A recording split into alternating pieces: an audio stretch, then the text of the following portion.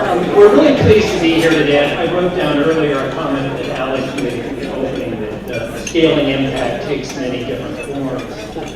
And we're going to talk about one of those forms today, leadership development, and the importance of having good leadership development for scaling impact. If you don't have the right kind of leadership capabilities in place, your ability to execute any strategy becomes problematic. And I would say in the 7 years I've been doing consulting in the nonprofit sector now, other than growth capital, which we all know is a big issue, the second biggest challenge we run across as we do our strategy work, and the key limiting factor that we find is people just not having the leadership capabilities they need, and talking about the 3, 4, 5 years it's going to take for them to get there. I just think about the whole community engagement and collaborative that we talked about kind of this morning. A lot of the clients I work with say, we've never really had to partner with them. I've never really had to do advocacy work.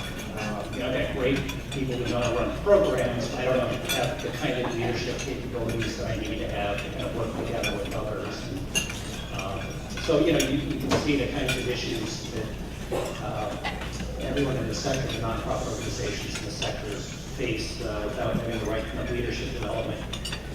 Today, we're really pleased to have this panel here because we're going to be able to explore this issue from the perspective of a funder, Kerry Sullivan, president of the Bank of America Charitable Foundation, and talking about their Neighborhood Builders program, which is really focused on this whole issue of leadership development as well as capacity building.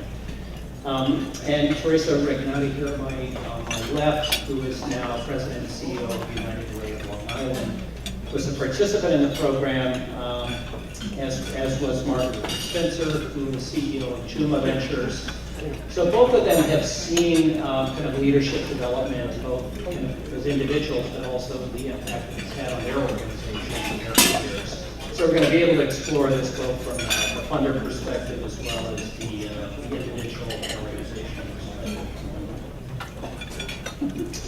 Let me just start, if I may, with Kerry, if I can, with you. And one of the things, just to give you a little bit of background, we'll have Kerry talk a bit about the Neighborhood Builders program. And the investment that Bank of America has made has been, from what we gather, the largest investment in leadership development and capacity building. Over $150 million since 2004, reaching 1,200 leaders from 600 organizations, 45 communities around the country.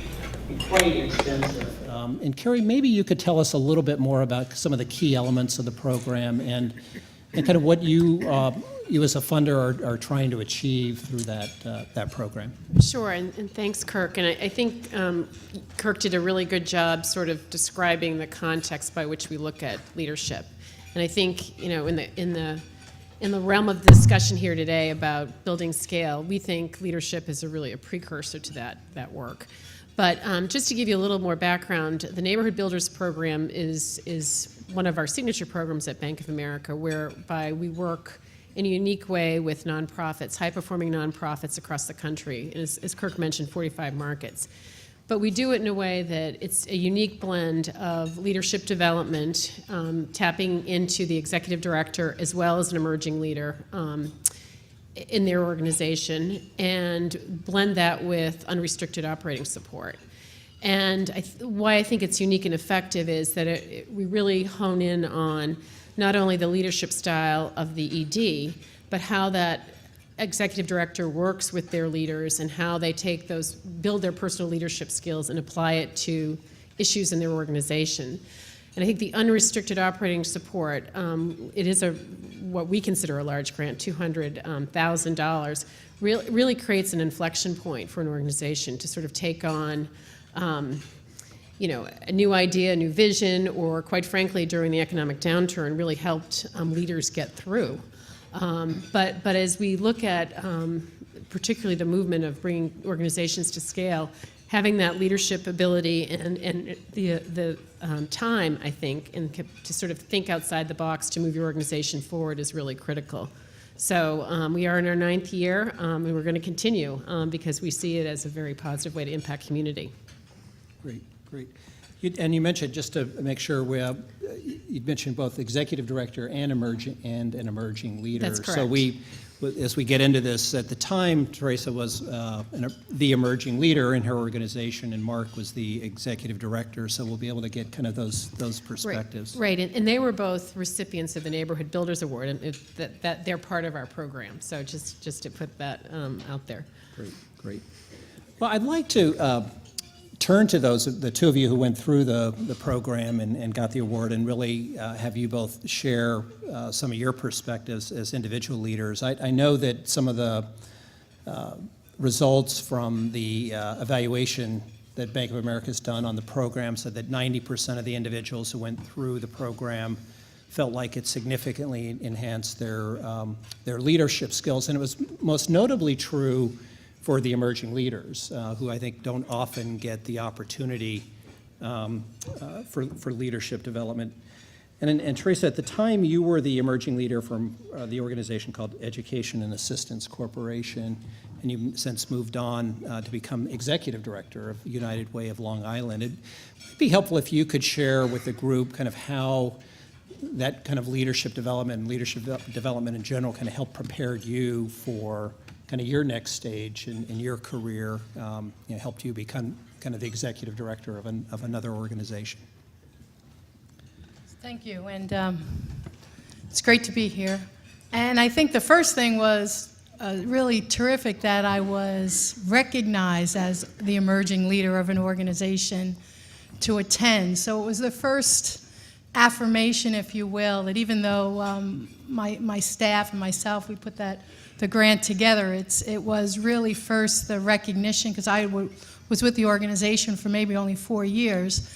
It was a $30 million, 500 employee organization, so fairly large, complex, with a lot of moving parts, a lot of vice president, division directors through the ranks. And I think getting the opportunity to be selected to participate for over a year period of time with colleagues and peers around the country in 45 markets was extraordinary, because the perspective that most of us have in our roles and throughout our careers might be a perspective that is not as broad in context, and it gets more regionalized. So certainly I grew up in the United Way system. I left as the executive vice president, went on to this other organization for 6 years, and my context of leadership was really born out of the United Way system, and going down to Alexandria, Virginia, sitting with United Ways across the country. So when I got the opportunity to really be a part of a much more broader discussion,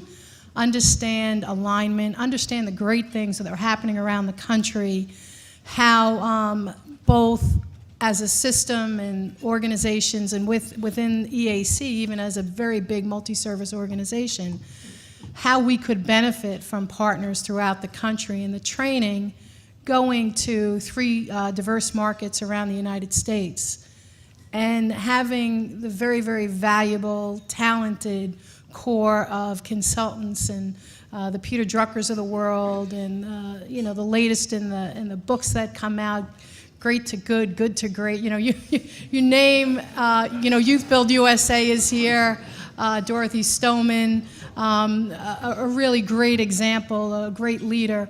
And you try to pick up from the group, and you take what you can take in terms of the mentorship and the opportunity, and understand the alignment that you have to create, mission-driven in your organization, telling your story.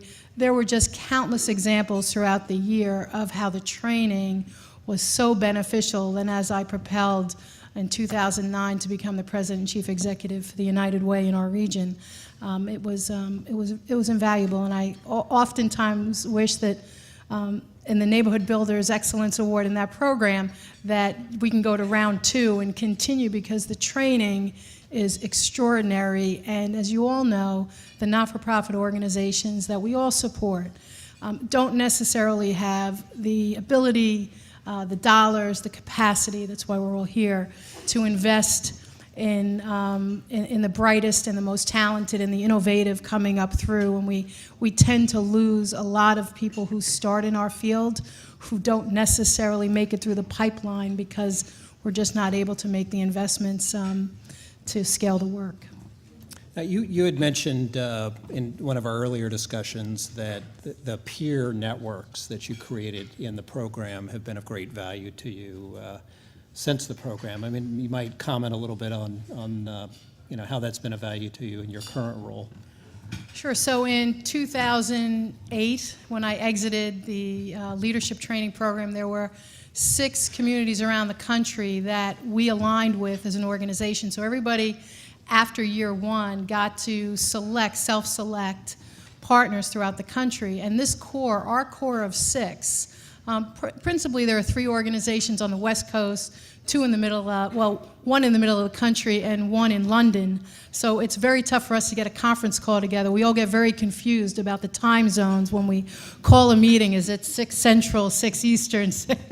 But we have stayed together for 4 years now as a mentor group to each other, and all of us have, as emerging leaders, become presidents of either our organizations that we were currently in or moved on to be presidents in other organizations, and all of us have a different level of expertise in our businesses. So we certainly have the finance officer, and we've got someone who really excels in marketing. We've got chief fundraising people. So it's been an extraordinary network of people throughout the country that we convene ourselves quarterly.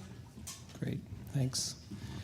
Mark, sorry, go ahead, The one Kerry. thing I would Yep. add to the leadership training, which I'm not sure I drove home, is that it's not a one-time, course that you take. The emerging leader and the ED, spend a week at a time, 4 times a year, and so there's a lot of it takes course over the year, and there's a lot of give and take, and as you mentioned, the network really is what sort of carries on. It has a life after the initial training. So I think the dosage is a really critical piece of it. Great. Now, Marc, you were executive director at the time, and since then have scaled JUMA to a number of cities. We'll come back to that in a minute, but it'd be helpful to kind of get your perspectives of how did the development prepare you for the challenges that you've taken on over the last few years?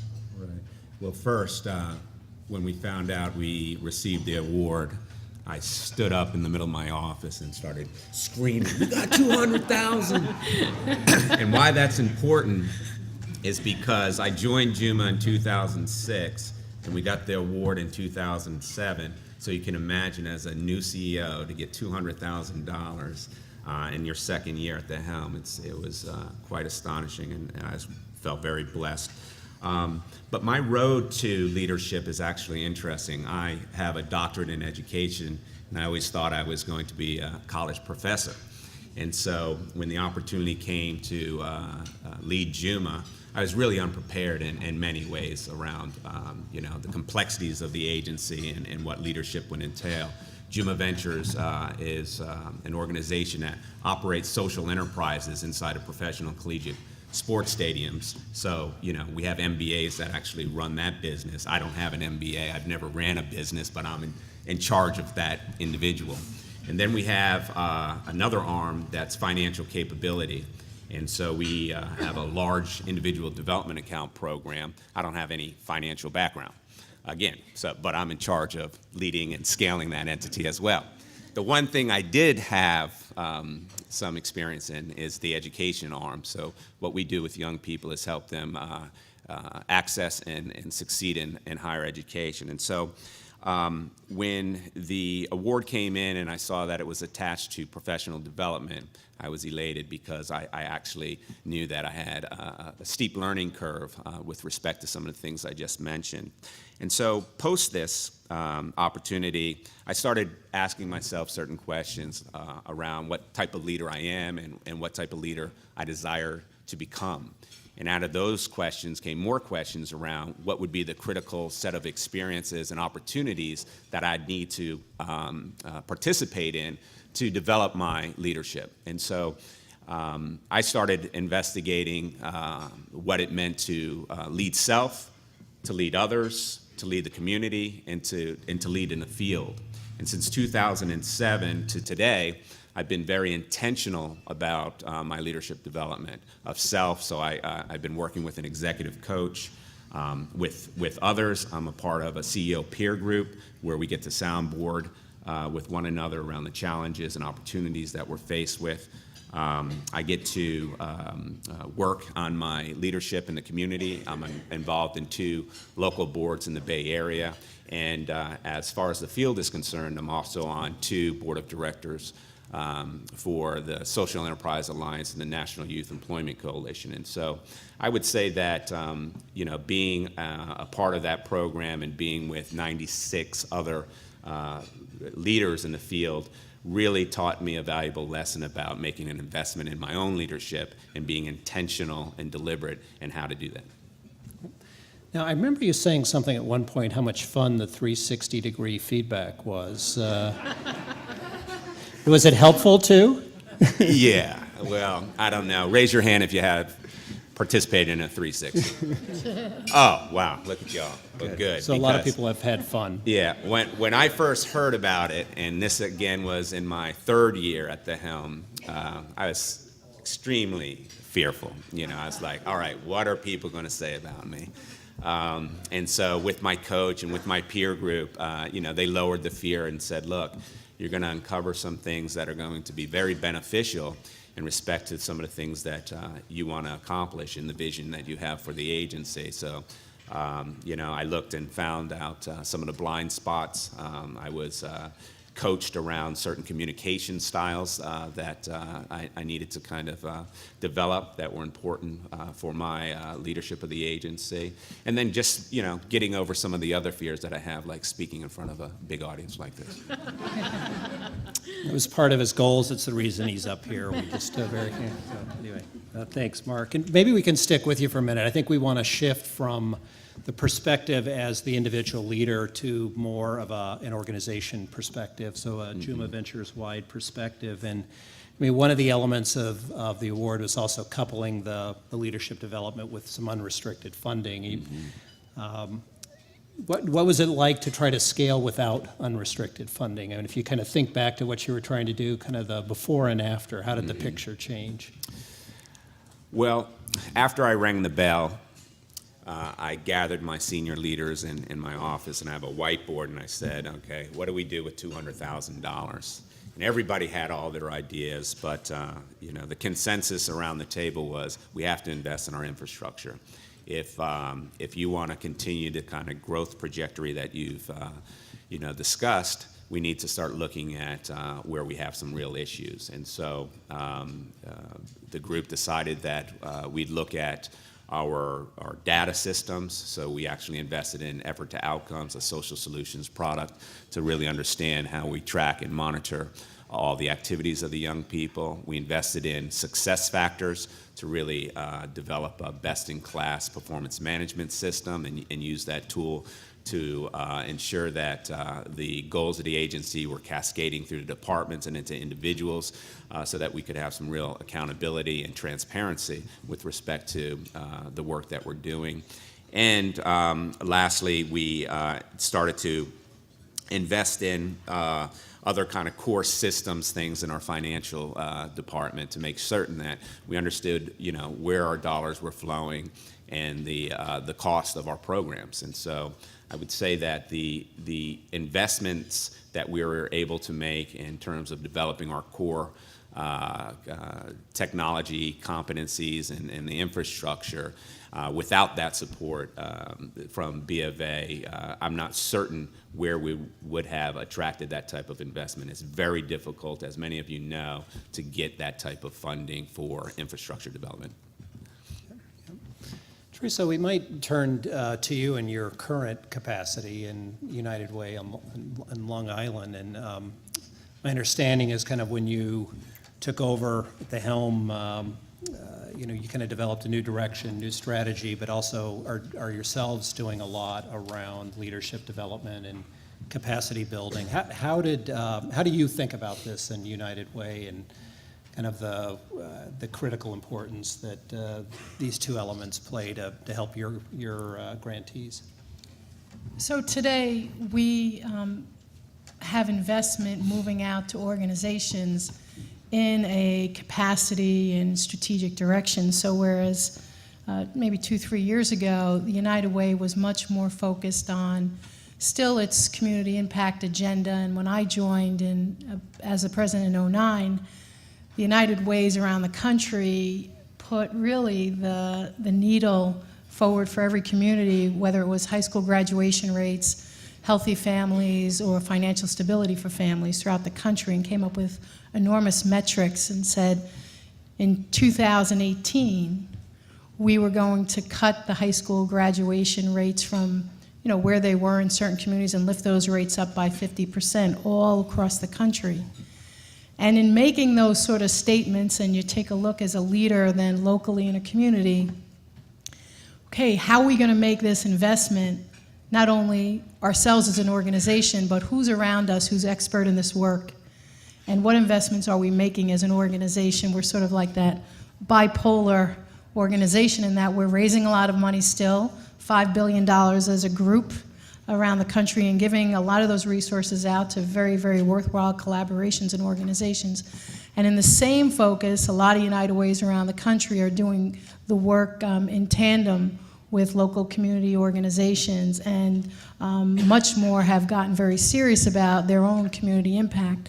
So really trying to figure out for us and moving from this program is what investments were we going to make as a community in capacity building. And so this past year we're able to get some money out in our community for the reorganization of some strategic alliances, shared service agreements between organizations, certainly the technical assistance, board development, strategic development, creating high-impact boards. A lot of the not-for-profit sector is looking at ways in which to create a much more high-impact board, and the talent that they have to have in leadership to be able to do that in tandem with a volunteer structure.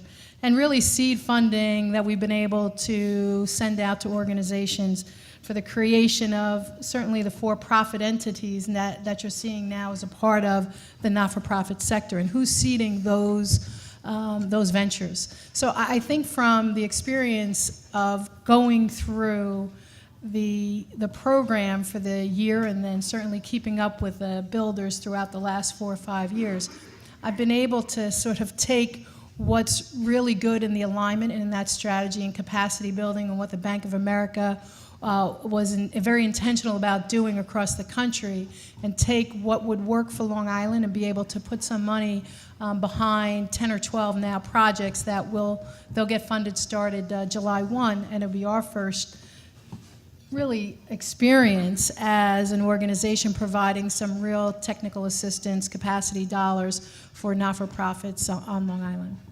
Great, great. So a plug there for other funders to sort of pay attention to the possibilities. So that's helpful. Let's turn, kind of the last topic that I wanted to raise is more around the leadership challenges of scaling impact. And maybe Marc, start with you a bit, because you've grown now from 1 city to 4 cities, and you might talk about some of your challenges and lessons learned, and I'll ask Theresa and then Kerry to talk more broadly about that as they've seen it now across the 45 communities where they've been working. So I was invited here to be the poster child of scaled failure. Just kidding. But in some ways not kidding. I'll give you a quick story about the challenge. So right after we got the award and we spent all this good time and energy and dollars in our infrastructure, we felt that we were ready to kind of take that leap. And seeing that I don't have an MBA and I don't know anything about risk management and all that type of stuff, I was not very adverse to, scaling across the country. Even though I had a board full of, VC and bankers and MBAs and everybody else, I'm very persuasive. So we decided after, leaving San Francisco and opening up operations in Oakland and then scaling down to San Diego, I found out that the Washington Nationals were erecting a new stadium in D.C., and I wanted to be there. Literally, I wanted to be there. Nobody else really wanted to be there in the agency, but I'm the leader. And so quickly was able to secure a contract with the concessionaire there to put 60 kids to work. It was a viable opportunity in terms of our double mandate of having some social impact as well as running a financially viable business. We also were able to get a Department of Employment Services contract to subsidize the wages of the young people that work in these ballparks. So we do vending and concession stuff, hawking ice cream and things like that. This was in 2008, and I think everybody around the room knows what happened in 2008. So we were very excited to get the Nationals contract. Then we got the contract at RFK Stadium to do professional soccer through a relationship I had with the owner. And things were going great until I started knocking on the doors of some of the foundations, hopefully not in this room, to ask for programmatic support. Unfortunately, they said their endowments have taken such a significant hit that many in their portfolio would no longer receive funding, and you certainly, as a new guy, were not getting a dime. So, lesson learned, challenge, and sometimes, you know, it's through failure you have some of your greatest lessons learned is that we didn't have a scaling business plan. What you had was a visionary leader that was very persuasive. You had some opportunities that you just leaped at. And so when I step back and I look at that, we now have a strategic operations guide. We have criteria for scaling and entering a new location, which includes financial support. We have now a board that is not a rubber stamping type of board, so they don't necessarily just do everything I'd like to do, which is great. We have a staff that has core competencies in what scale and replication entails. And now we have funders that are excited about our opportunity, but only if we do it in the way in which makes the most sense in terms of the impact that we desire. Great, thanks. And Theresa, any perspectives from kind of the, working with lots of different organizations around the leadership challenges of scaling impact? I think for us, it's as a system of about 140 different organizations that we fund in our community, it's really understanding that landscape and the topography of organizations who are doing incredible work against incredible odds, and the alignment that says it's, the Parent-Child Home Program, and Sarah Walzer's here, who has an incredible national model and is doing incredible work around the country, but where she's headquartered on Long Island, there's not yet the funding to support children's literacy, parent literacy, home visiting, and the things that we know that are so important. So for myself, it's very important for me to listen to people like Sarah in my community and understand how does the United Way align with those organizations who are really incredible mission, service, vision on the ground, and what is our role as a convener, collaborator, get organizations, get the private sector, get the government sector, sort of try to be the one of the voices, not the only voice, that brings community to the table, and to do that in partnership with our foundations on Long Island who are incredibly invested in the work. So I think the thing that we've learned as an organization, and I've learned as a leader, it is tremendously important to just surround yourself with a lot of talent and a lot of advice and listen. And if at the end of the day, it's better for you to be silent as an organization, because the silence says a lot more than really going out and being the driver. You might get to a better place in partnership. So I believe the trust level for us as an organization is lifted because of the way in which we comport ourselves in our business and who we align with. And I think only when you go through some leadership and do some introspective work, the 360s, understanding who you are as an organization, the best that you are and the best that you have to offer, and lead in that way. Don't be so mission-driven all over the place to chase the dollar. Make sure that the alignment is correct, and you'll have a better outcome. Great, great. So Kerry, let me turn back to you. I mean, you now have been at this since 2004, 45 communities, 600 organizations, 1,200 leaders, so a lot. 700 organizations. 700 now, I can't keep track. A lot of organizations and a lot of leaders. Be interested to hear kind of what results you're beginning to see or seeing, and also just kind of lessons learned. I mean, if you want to share with others in the room, what would you suggest? What would you recommend? Well, I think from a funder's point of view and looking back over the last 9 years, we really look at the collective impact. And you've heard 2 stories here on how leadership development and that sort of investment of general operating support has made a difference. But when you look at the multiplier effect of that, that's when we start to get excited, because I think if we take a look at who we've touched through these programs and these 700 organizations, we've touched about 11 million people in providing better services, because every single one of our builders tells us that they've learned a lot, they've improved their organization, and they're in fact serving their constituents better. So that to us is hugely encouraging. The other piece of it is that 91% of the organizations over the last 9 years that we've invested in have been working on some of the pervasive critical issues facing our country.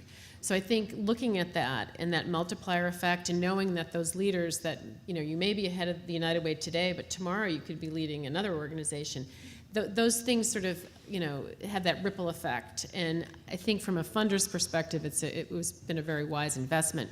In fact, as we look forward, in the upcoming year, we're intentionally now focusing it on community development, critical needs, and workforce development. We're looking at those 3 issues because those are the issues we think we need to move the dial on in this, across the country to get economies going and the country successful. So I think the program has been flexible for us as a funder. It's allowed us, when we looked at the effect of the program, particularly during the downturn, it really allowed organizations who may have been at a tipping point stay in business and really reorganize and regroup. And that leadership development was critical on that path, because nonprofits have been through a tough time, and we know many have, despite the fact that they're serving more, have less staff and less dollars to sort of move forward. So I think from an investment in terms of community impact, it has been a real winner for us, and quite frankly, as if you think about this movement of bringing organizations to scale, those organizations that have at their helm these critical thinkers who look not only to know to surround themselves with people who aren't just going to be yes people, that are going to challenge them and bring other business acumen into the play, is really critical to the success. So.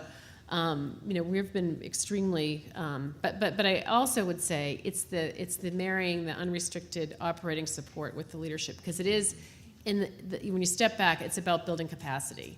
And I know there's a lot of talk about investing in leadership programs, but leadership programs applied to your organization and giving you the sail to sort of move an issue forward is, I think, what makes our particular program effective.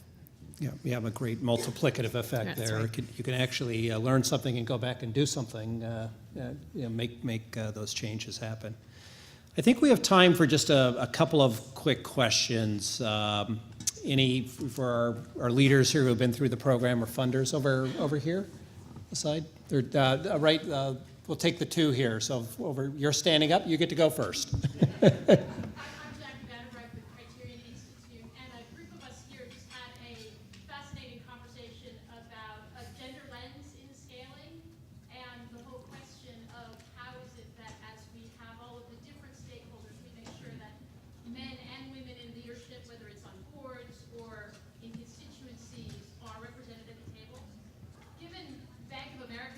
Huge support of women's leadership. I wonder if you would comment on how you've seen support